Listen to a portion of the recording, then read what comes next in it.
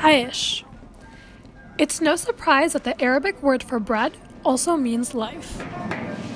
No one knows the importance of bread to the Arab people better than Watan bakery, located in a town known as Little Palestine in Bridgeview, Illinois. Omar Ibrahim, the bakery owner's son and now manager, knows just how big of an impact their store has had on their local community. The pita bread itself, when the bakery started in the early 90s, there wasn't an outlet for people to get pita bread. We were able to be the first people in the market. That is something that is unique to Watan, being able to give people who immigrated to the United States the opportunity to get pita bread from back home. While pita bread's ingredients aren't too complicated, Ibrahim says the end results are hard to beat.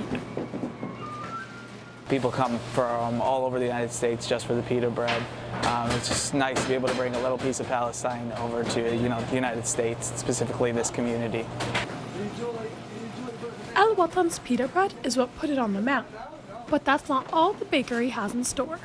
We offer a wider range of products, from our mu'ajjanat, from spinach to meat pies to desserts and pastries. We have it all here.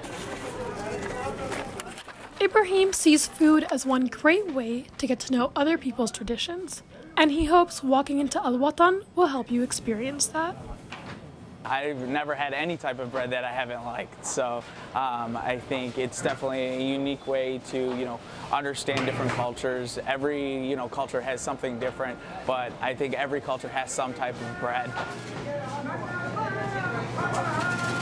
The pita bread just gives us an opportunity to do what we love, which is family and eating. So the bread really brings the community together, and more importantly, our families together. Just being able to have pita bread in any type of meal is one of the important things in our community and our culture. In recent years, Al Watan's influence has reached far beyond just its community. Not only are grocery stores across the state stocking their pita bread, but they're also getting orders nationally.